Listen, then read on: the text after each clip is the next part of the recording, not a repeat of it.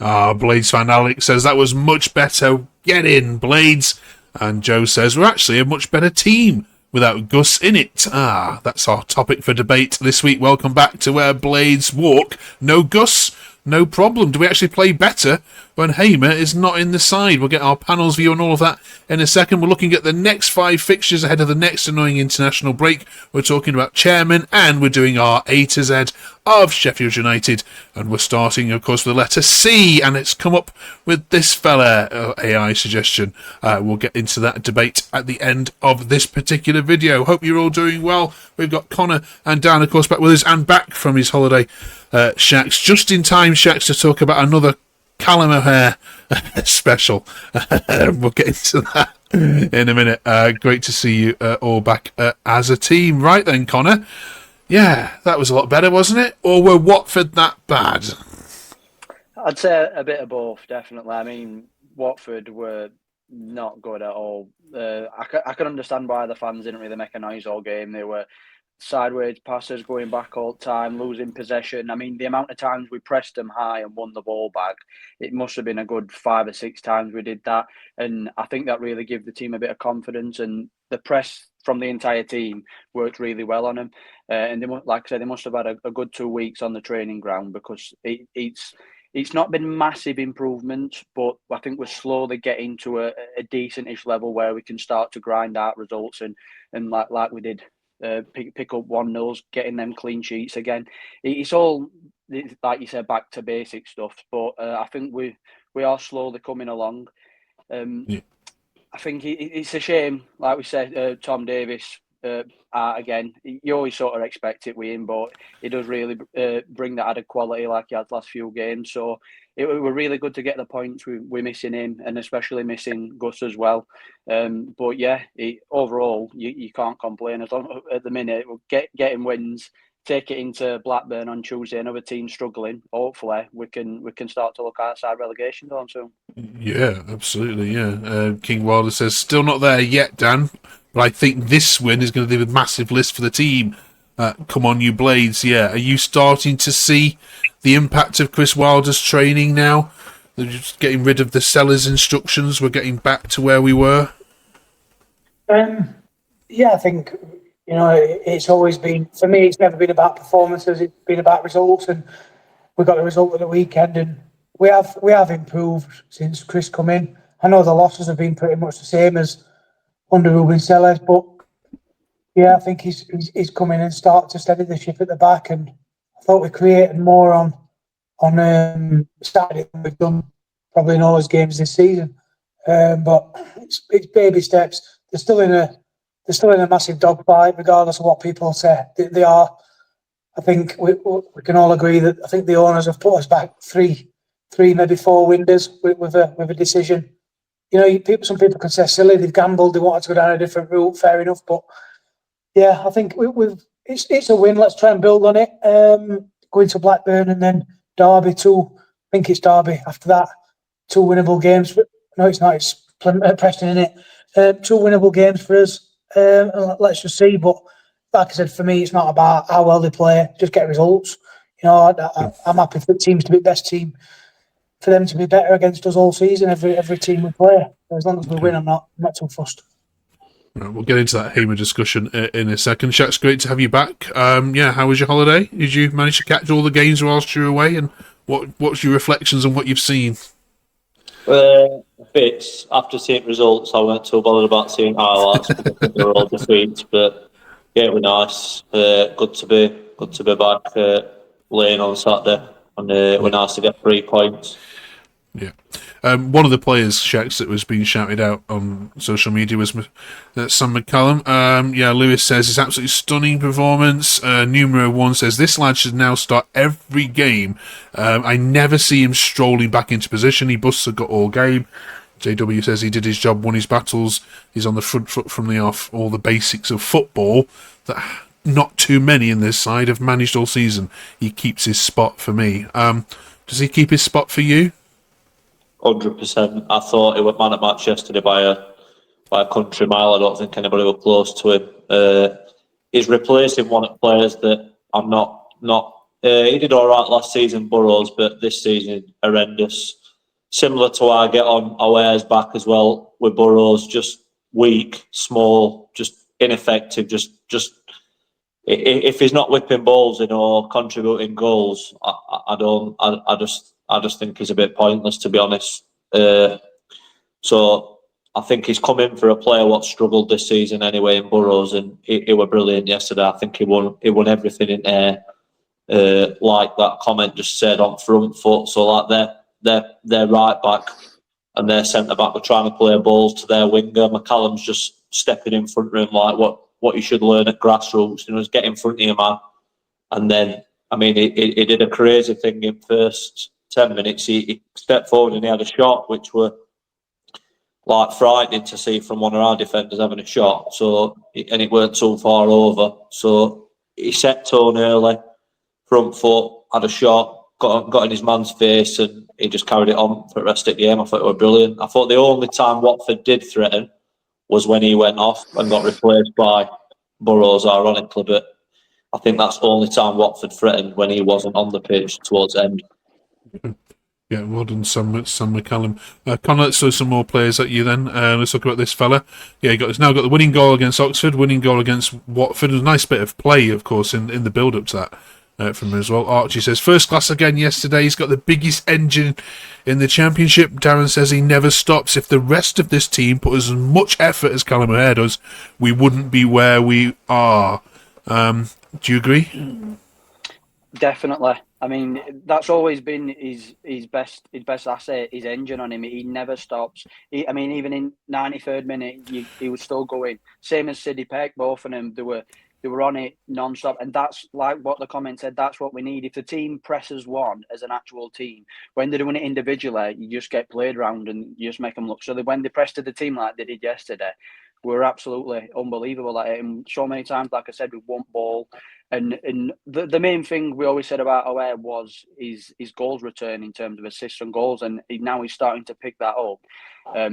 We always know he's got his weaknesses. He's not strong. I mean, if he was 6 foot odd, he'd probably be playing in Premier League with how good he could be. But he does have his weaknesses, but he's got many good attributes as well. And I think he's starting to come to fruition now, especially with Hamer out, and we're having to rely on others a bit more for goals, etc. I think he is starting to step up, and we are starting to see the best of him. Okay. To Dan and to Shax, can I get your opinion on Louis Barry, please? There's been a number of fans haven't been very pleased with him. I mean, this Jake says here it was a great decision. This when he was replaced by Brooks in the second half, it completely changed the game. Others have used other words not so kind. What are both your thoughts on him? I think personally it's a Division 2 high for him. I think he is a player. He is a confidence player, but I do think it's a decision too high. I think it's a clever decision by manager yesterday if he's thinking in the lines of, I'm going to give you your opportunity. And he's not took that, unfortunately for him. I've got nothing against Louis Barry at all. But for me, he's a League One player. Andre Brooks has come on, had an impact almost straight away, got the assist. I think it's going to be a struggle for him. I think we'll probably see him go back in January if they're allowed to terminate.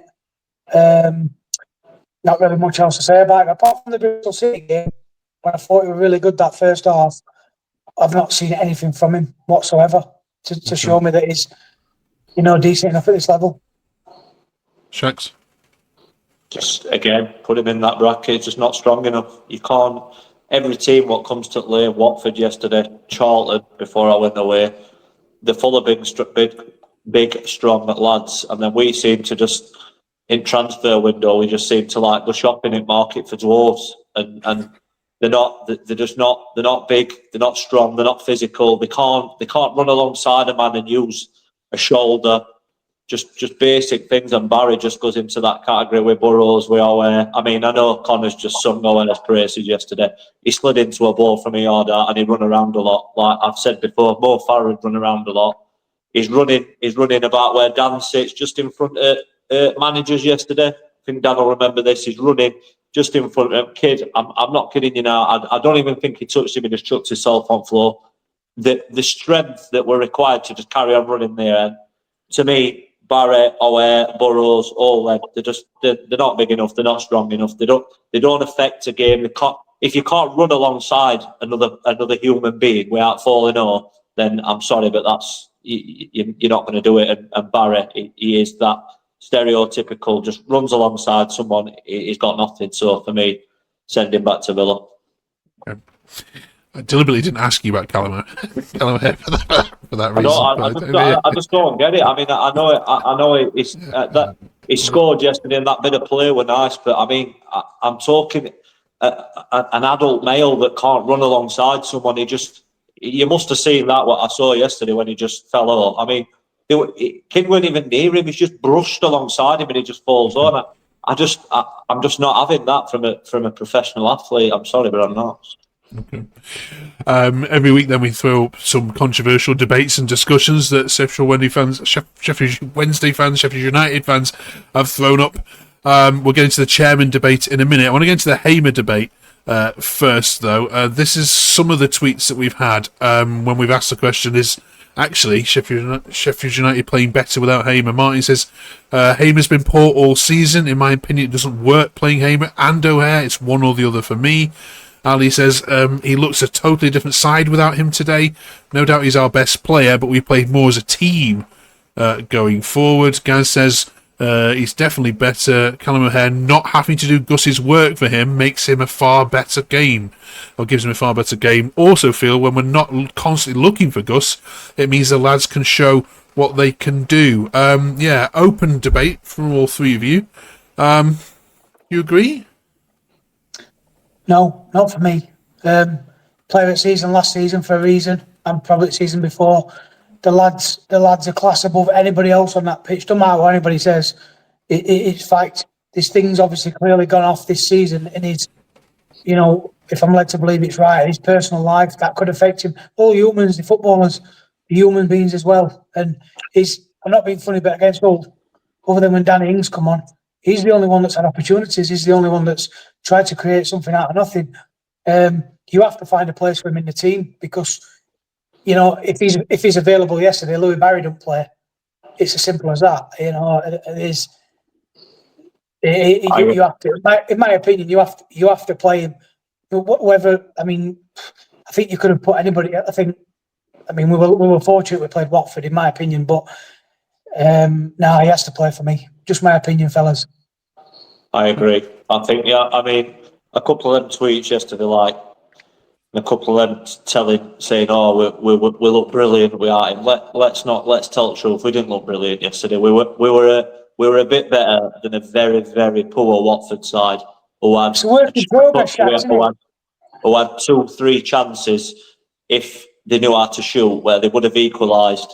I mean, that way they swiveled it box and hit bar, and then they were one right on referee's whistle at final whistle.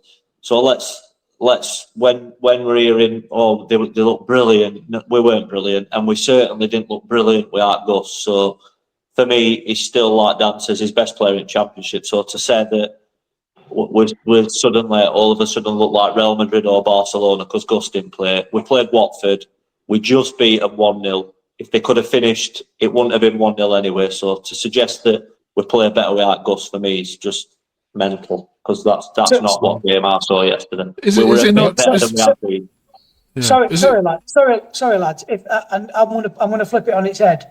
If Gus doesn't play yesterday, which he didn't, and we lose, then he should have played.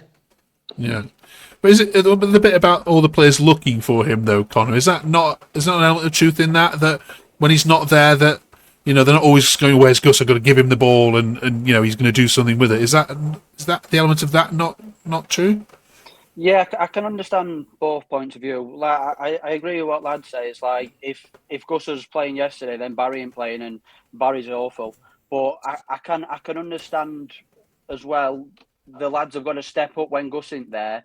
I suppose some of them might have that mentality that they can just get ball to Gus and then sort of let him do his magic sort of thing. But when he's not in team, your likes of Brooks and O'Hare and Ogbene, they need to step up that bit more and have a bit more goal threat about them. And I think one of the things we've been struggling more recently is not getting bodies into the box, physically getting men up pitch and getting late runners into the box, that type of thing. And I think we saw that a lot more yesterday. And I think they were getting up pitch a bit more. We had a lot more attacking opportunities. But I fully agree that Hamer, like you say, he's one of the best players in the league. He adds that quality. For me, it's finding the best place for him, because we always play him on left. When we play him on left, he drifts inside. We're really narrow. We only end up going down right because he's never on left. He doesn't want to track back as much, so then left back's a bit more exposed. So it's getting him in the right position and playing the right formation. But at the minute, like I said, we seem to change about a bit. But I do feel we are better when he's in the side.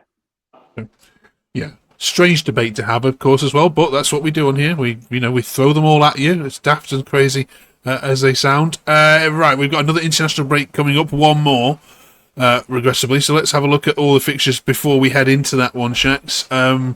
2 trips to the northwest then in 4 days this week. A trip to Blackburn first. You might as well stay overnight there, because you're back at Preston, Deepdale up the road 3 days later, and then home games against Derby and QPR, with that trip to Coventry midweek sandwiched in between. No Norman Bissett this year, though. How many points out of 15 would you as a minimum expect from these 5?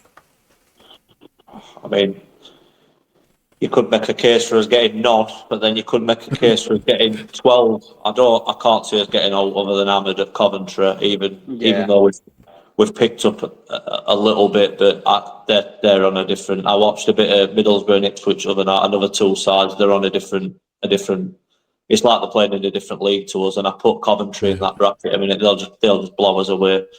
Preston, that could be a tricky one. Eckenbottom seems to have got them playing. I know they lost Saturday, but at home especially, he's got them up in top half, I believe. So that could be tricky. So I don't know. I'd go between. I'd be happy with. We're second bottom in league, aren't we? So I'd take all, mate. If we get, we need. It's what we need is 9 points. What I think we'll get is probably 6. I think we might beat Derby and we might beat Blackburn, and then I'm struggling for other 3, to be honest. Okay, all right. Let us know in the comments if you can think of any, if you can advance that one. Finally, then this week, then we've been talking about chairman and all the things going on across the road. Dan, obviously they've been given a winding up order since we last met, which I'm sure you probably have no qualms about whatsoever, but the regulators coming in a month's time. Take the Sheffield Wednesday factor out of this. Does football need regulating? Do we need a body which is there now to get rid of unscrupulous owners like Shansiri? I think so, yeah, because there's a lot of smaller clubs, i.e. Morecambe's it's nearly just happened to Morecambe, hasn't it? And Bury, I think you have to have a look at football clubs. I mean, if we're talking about Shansiri, when he first came in, he obviously had the funds to run it, but I think there is a check. I think every 3 years anyway, or something like that. But yeah, I think it does need it, because you've got a lot of clubs, you've got a lot of people coming in, and you hear about a lot of clubs that could potentially drop. I think to save the clubs, it probably does need it. I mean, he's going to win that one, and he's going to be stubborn enough to. The football regulator going to come in and make him sell it, I think, because he's just not going to budge, is he, at all? But I think, especially for the smaller clubs, they definitely need protection, because I think there's a lot of owners out there that just aren't bothered. They line the pockets. Morecambe nearly dropped until, I think it was 2 years they were trying to sell it to the to that family, weren't they? And then at the 11th hour, they've come in and said, "Yeah, we'll sell it." So I do think it does need it, yeah. And that's my opinion. Yeah. Connor, any sympathies at all with what Wednesday are going through? No. I think you've already asked us this several times, yeah, Mark. okay. I'll never have any sympathy. Okay. Stop asking us, Mark, about sympathy for them. Okay. I'm not going to get it anywhere. Don't ask Shax if he's got any sympathy. We're not going there again. Don't worry. Don't worry. And we know what the answer to that one is. Right, the A to Z of Sheffield United is what we've been focusing on. He's my letter C, Chansira. Chansiri. Legend. Oh my goodness. Okay, right. Not Richard Cresswell then. We want to put Chansira. Right. A to Z then. Let's get to Connor and Dan's view on it. Connor, players or events begin with C. Paul Coates. Paul Coates was a shout. I thought of Cresswell myself. Obviously, Tony Curry. He's obviously voted as the best ever player for United. I had Leon Clark as well, just for the fact that he left Wednesday, come to us, and he has had that unreal season, that month when he got about 9 goals. And then for a location, Cardiff away, we didn't officially get promoted then when Danny Webber scored, but we had to wait a few days until Leeds bottled it. But that was essentially the game that got us promoted to the Premier League back in the day. Okay. Dan? Yeah, I think Connor's covered most of that. I think it was a really good day, that Good Friday at Cardiff. I remember being there, I remember scoring that goal. And for me, the League One season, Paul Coates, as well as Leon Clark, great shout out. I think he had a cracking season one season. I think he's got 20-odd goals for his 1 year, Clark. But I thought Coates was Coates. But, I know all the older generation talk about how good TC was, and I'm not going to put him in that because I didn't see him play. I'll take their word that I know he were good, but for me, if I had to pick my C, it would be Paul Coates. Okay. Yep. Shaq, you happy with that? Yeah, I've got, my C for events would be Chelsea away, Premier League, when we were 2-0 down and we equalised. I think Callum Robinson and Lees Mousey, they both scored. And that were a good afternoon. It felt like we belonged in that bracket with them type of teams then. And then C for a player, you'd have to go Curry. I mean, you can't. There's no other player what's even worth talking about that's in his bracket. And then just chance here, ain't it? See, we'll go here. It's a Sheffield United legend now, isn't it? Yeah, I think if I'm going on destination for me, I think there were one Crystal Palace back in the Warnock days. We went there 1 year and we were unbelievable that day. I think we beat them 3-2. Probably one of the best away days. I remember Phil Jagielka scoring that day, and we were really, really good that season, to be honest. Yeah. So that probably one of mine. Brilliant. Right, join us next week then, as we're of course looking back on how we've done at Blackburn and Preston. We'll be watching Friday night live on Sky, so make that a good one, please, for all those neutrals. And we'll review both of those next week. Join us for that, and also go on to letter D. Thank you three. Great to have you back as a threesome. We'll see you in 7 days' time. Have a good one. Thanks for watching. Cheers.